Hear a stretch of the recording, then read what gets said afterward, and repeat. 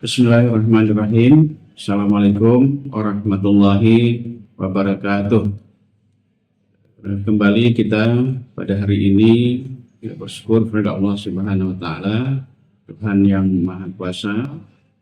Salawat beriring salam pada baginda Rasul dengan ucapan Allahumma shalli ala sayyidina Muhammad wa ala ali sayyidina Muhammad. Mudah-mudahan dengan berselawat kita insyaallah di yaumil akhir kelak nantinya kita akan mendapat syafaatnya. Amin amin ya rabbal alamin. Baik, saya nama Dr. Ali Asfar SOS MSI, sekarang home base di Prodi Perencanaan Wilayah dan Perdesaan Pascasarjana Universitas Riau.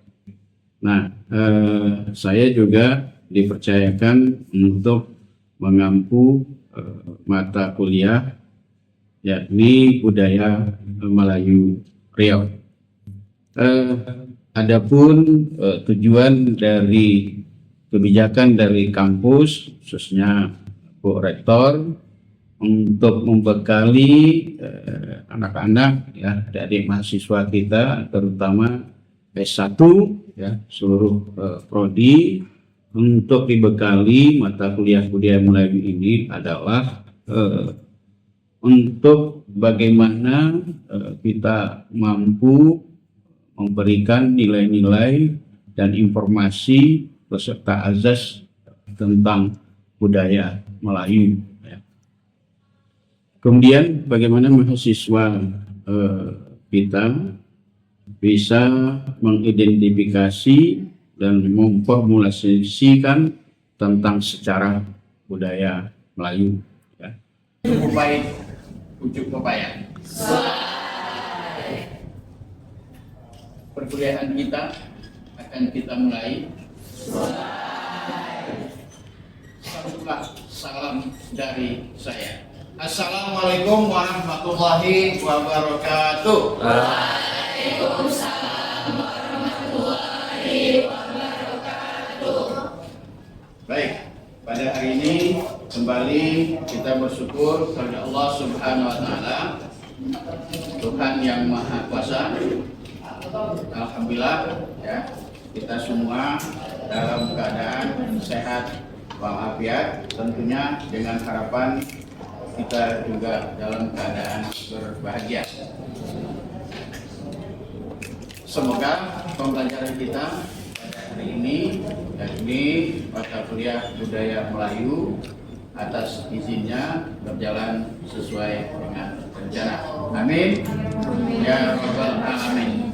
Kemudian selawat beriring salam, mari sama-sama juga kita tunjukkan kepada baginda Rasul dengan ucapan Allahumma shalli ala sayyidina Muhammad wa ala ali sayyidina Muhammad. Mudah-mudahan dengan berselawat insyaallah di yaumil akhir kelak nantinya kita akan mendapat syafaatnya. Amin amin ya rabbal alamin. Dan selamat pagi, salam sejahtera buat teman-teman kita di ruangan ini semua. Pagi Pak. Adik-adik, anak-anakku semua, mengawali pertemuan kita pada hari ini, izinkan saya mengabsenkan adik-adik semua ya. Nah, untuk menghemat waktu kita cukup sebut nomor ya, karena nanti sering menyebutkan nama adik-adik, kadang-kadang keselio kan salah gitu. Ya. Baik, kita awali nomor 1. Hadir. Nomor 2, 3, 4, 5, 6, 7, 14.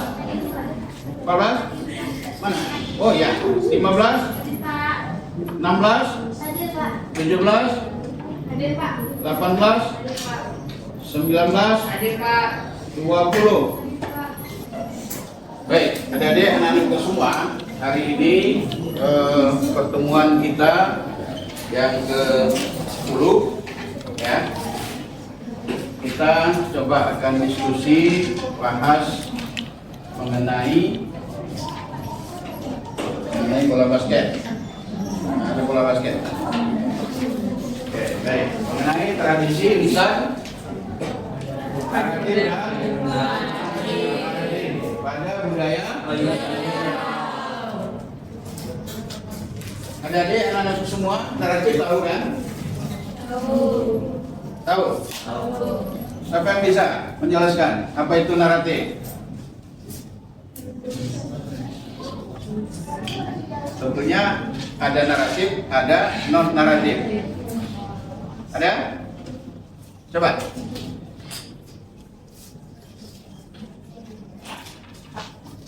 Kalau naratif itu teks yang berisikan cerita secara tersusun atau kronologis.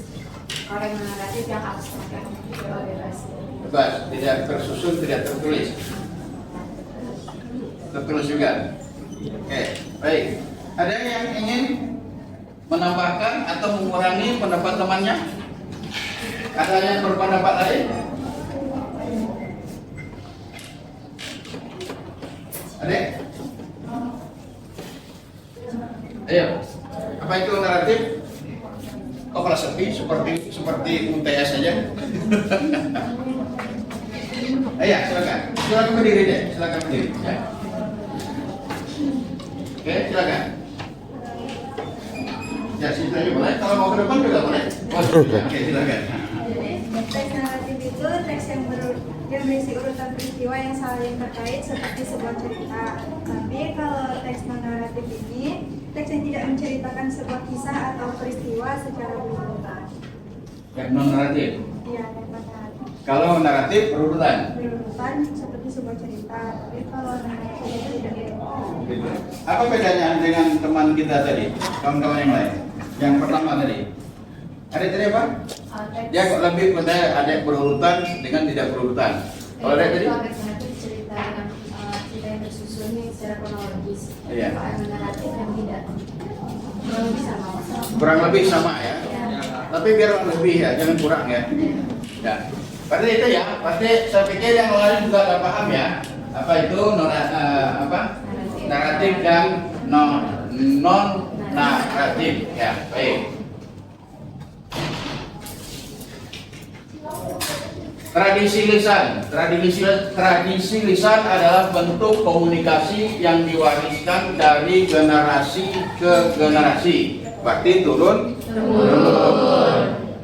Dari andung ke anak, dari anak ke cucu, dari cucu ke cicit, dari cicit ada yang tahu itu? Atau andung, anak, cucu, setelah cucu, cicit, habis cicit apa lagi? Cucut. Ya, bagi tak tahu coba silakan pergunakan medianya, ya buka di Google, di AI. Saya pikir ada itu sampai ke bawahnya. Ya. Nah, kita selaku orang Melayu, apalagi yang tinggal termasuk juga yang tinggal di bumi Melayu, ya. Ini mesti kita tahu dan ini perlu kita lestarikan ya, termasuk juga panggilan kita terhadap anak pertama apa? Sulung ya, tapi ada beberapa daerah juga beda ya, tapi umum anak kedua angah, ada yang bilang ongah ya, tuh dari rohil ongah mungkin ya. Yang ketiga, anak ketiga, ucu ya, hah? Ucu anak musuh ya. Kan jadi ketiga apa? Udo. Kalau udah beda lagi. Ya. Nomor 4 apa? Alam ya.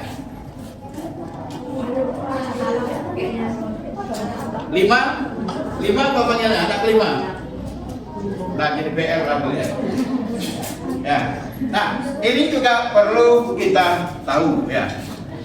Ya, kalau perlu bukan hanya tahu, tapi kita lestarikan, kita budayakan kembali. Nah, sekarang yang terjadi di lingkungan keluarga, termasuk keluarga kita, termasuk keluarga saya, asal besar itu sedikit abang, laki-laki, besar sedikit perempuan kakak, rata semua.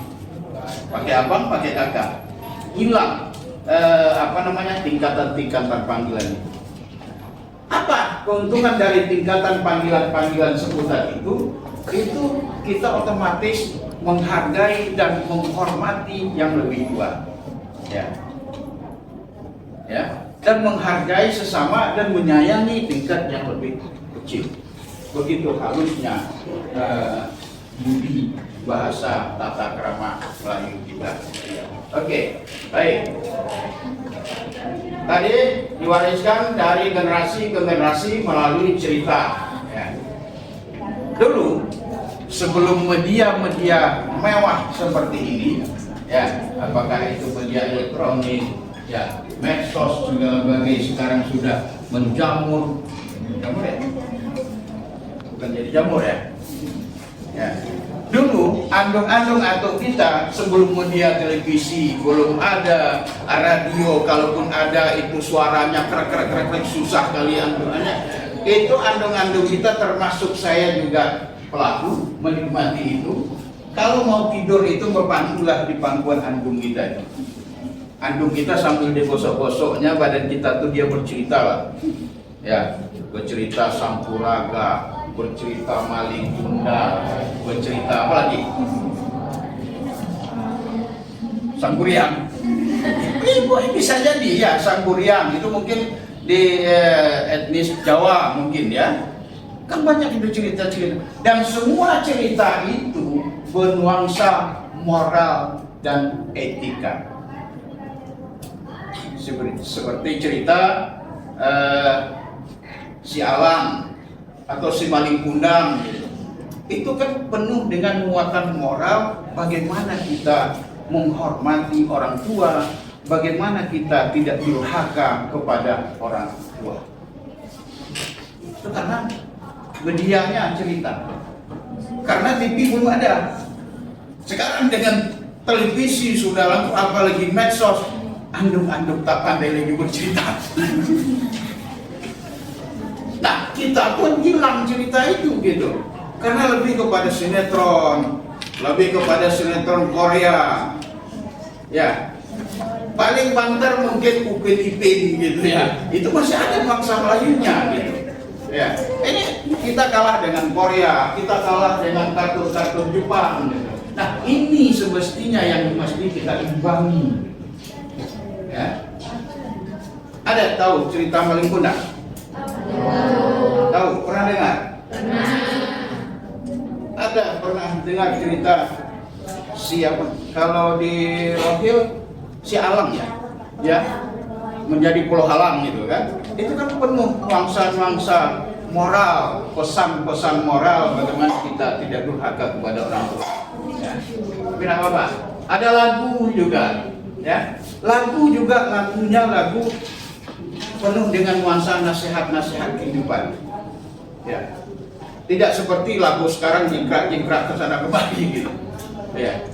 Yang saya pikir juga pesan moralnya juga sangat minim. Ya. Kalaupun lagu-lagu romantis, lagu-lagu percintaan, dulu masih syair-syairnya itu masih ada pesan moral di situ gitu. Kalau sekarang lagu-lagu romantis, lagu-lagu percintaan, saya pikir ini lagu atau bukombu kalau bahasa kami bagannya, atau becito gitu. Dia ada musik, tapi seperti bercerita gitu, seperti ngobrol gitu kan. Apa namanya? Syair dan nadanya itu tidak dapat gitu. Ya, tapi itulah trennya sekarang, kita tidak bisa memilih gitu ya.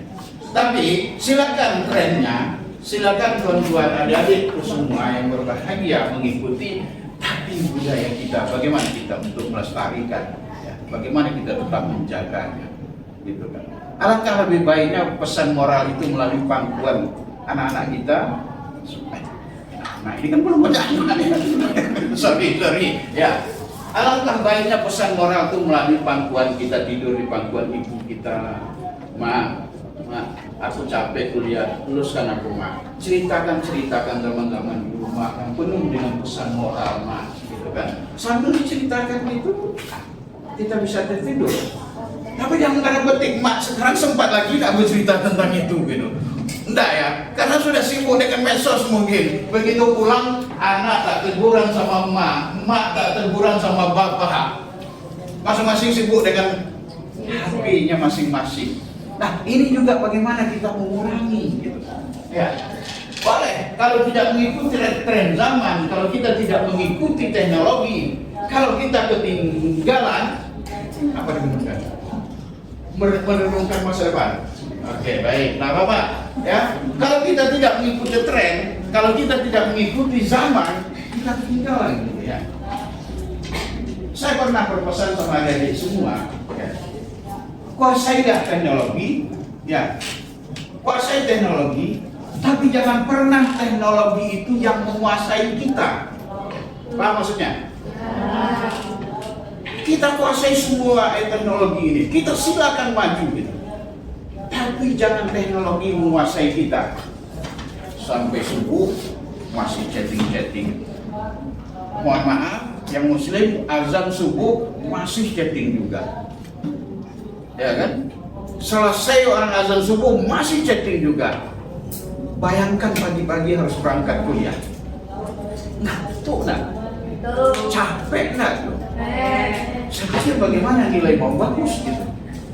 Ya. Tapi kalau kita yang menguasai teknologi, orang azan kau tinggal di HP ya.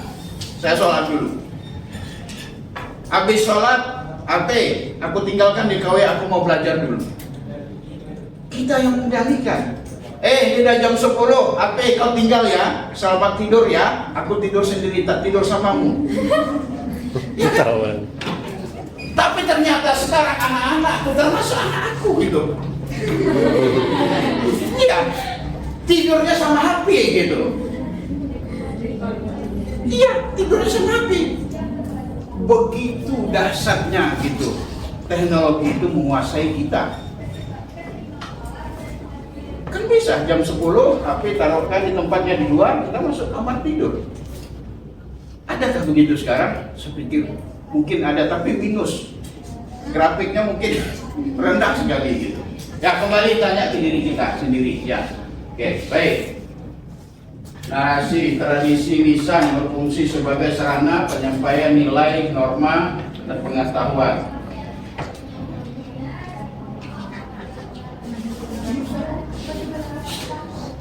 Boleh sebentar kita putar ini ya.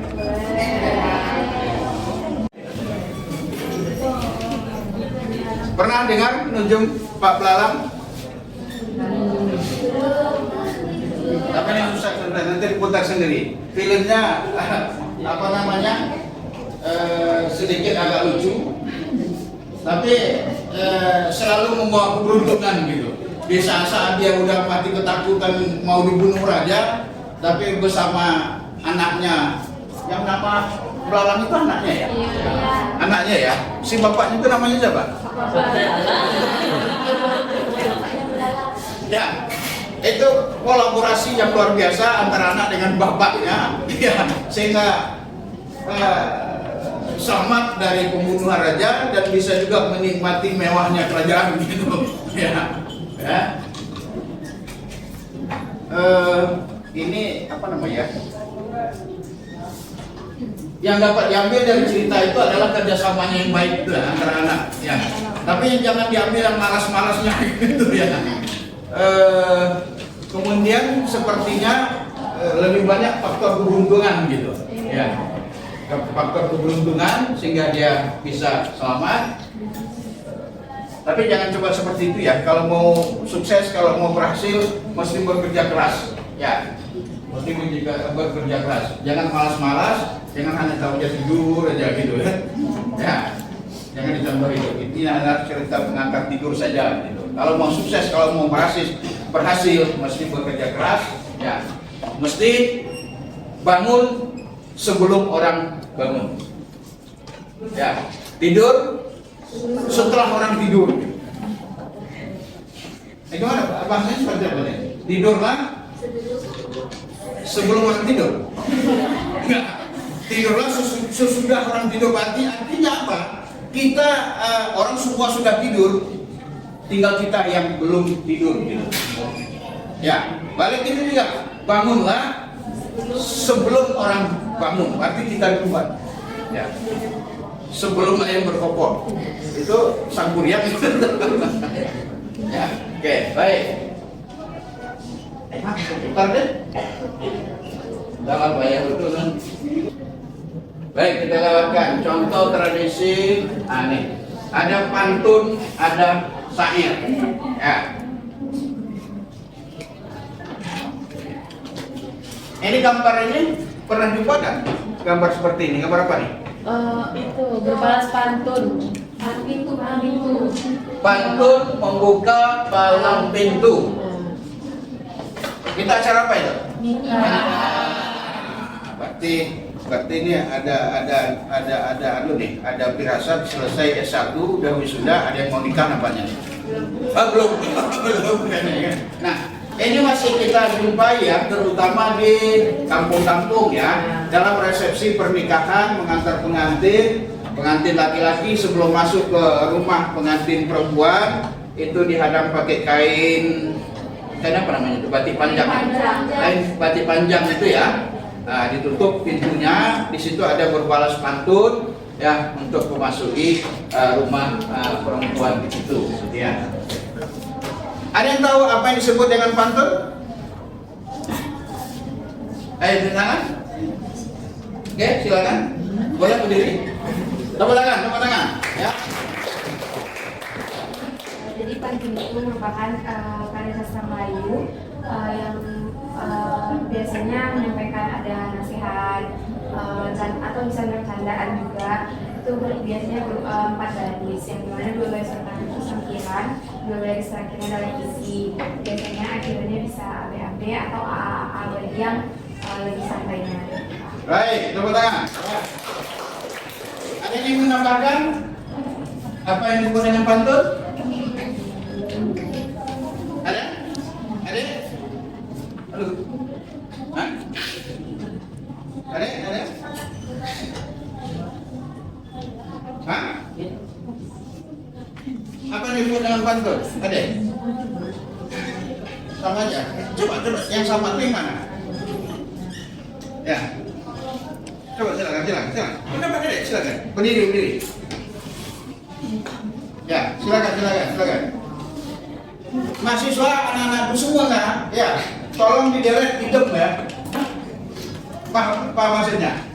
Jangan pernah ada di mindset anak-anakku semua idem atau apa? Idem itu apa? Sama dengan di atas gitu. Ya, kita mesti bisa mengeluarkan pendapat kita. Ya, silakan. Ya.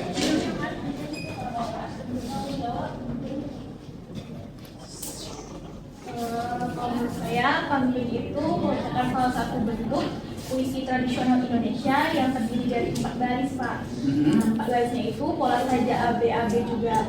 Karya sastra ini telah menjadi bagian penting dari budaya Melayu dan Nusantara. Digunakan sebagai sarana komunikasi, hiburan, bahkan juga pendidikan. Oke, baik, tepuk tangan.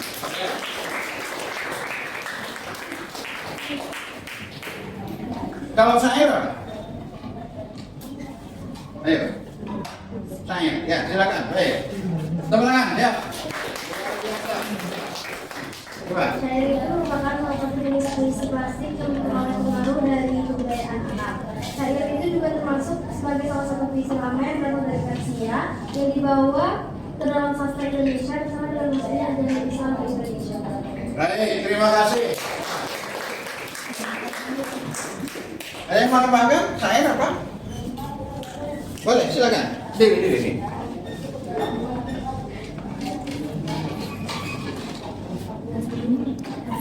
Kalau menurut saya, syair itu merupakan puisi lama yang pola iramanya itu A dan syair itu kalau pantun kan diambil dari budaya Melayu, tapi kalau syair itu kalau nggak salah mengambil dari bahasa Arab atau budaya Arab.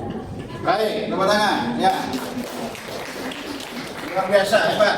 Yang jelas pantun itu sekarang sudah menjadi yang diakui UNESCO itu apa? Jadi apa? Warisan budaya tak benar. ya. Jadi pantun sekarang sudah diakui internasional melalui UNESCO ya, PBB, bahwa dia budaya tak benda. Nah, artinya sekarang pantun sudah membumi di negara Nusantara. Biasanya kita acara-acara resmi, acara formal, non formal itu biasa diawali dengan berpantun, diakhiri juga dengan berpantun. Ya, tapi ada juga pantun kilat. Gitu. Ikan sepat, ikan gabus, lebih cepat, lebih bagus. Itu tak ada AB-AB-nya, tak ada sampiran, tak ada isi, saya tak tahu gitu. Ya, ya betul, pernah dengar kan? Kadang-kadang yang komedi-komedi di televisi, di medsos itu pantunnya singkat-singkat gitu. Apakah itu pantun juga? Tapi kaidah pantunnya mungkin tak dapat ya. Tapi maksudnya jadilah dilihat. Oke, baik, ya. Nih, jalan-jalan ke Kota Duri, bertemu kawan lama. Daripada wajah orang sendiri, lebih baik tertawa bersama. Itu pantun apa tuh? Dia ada pantun jenaka. Ya. Oke, ada pantun nasihat. Ya, ada pantun apa lagi? Ya. Saya hiburan. Oke ya.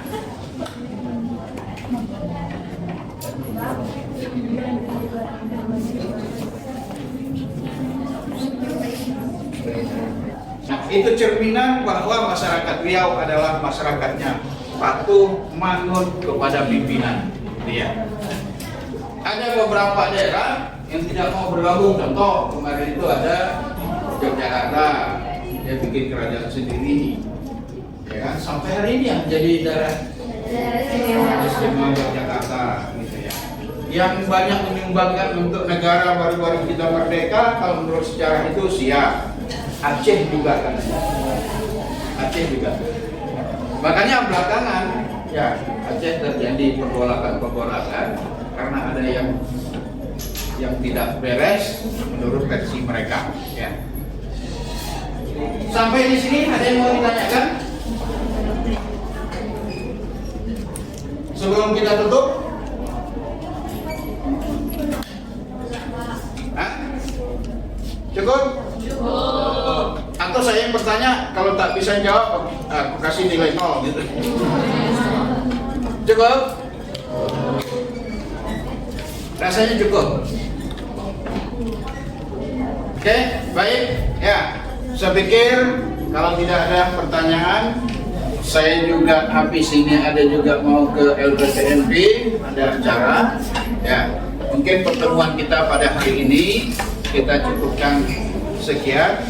Ya, kalaupun ada pertanyaan, simpan dulu minggu depan. Kalau perlu kita diskusikan. Ya, sama pertemuan kita di ruangan ini. Ya, kalau sekiranya ada tersalah, tidak ada bermaksud berbuat salah, itu hanyalah kekeliruan saya sendiri selaku manusia, itu hanyalah kekurangan saya selaku manusia. Untuk itu saya minta maaf kepada adik-adik semua. Semoga di antara kita tidak ada dusta. Dan kalaupun adik-adik biasa ngomong sana sini sedang itu hal yang wajar selaku manusiawi. Dan itu tidak saya jadikan permasalahan, dan jauh sebelumnya juga sudah saya maafkan. Sekian, mohon maaf, billahi taufiq wal hidayah. Assalamualaikum warahmatullahi wabarakatuh.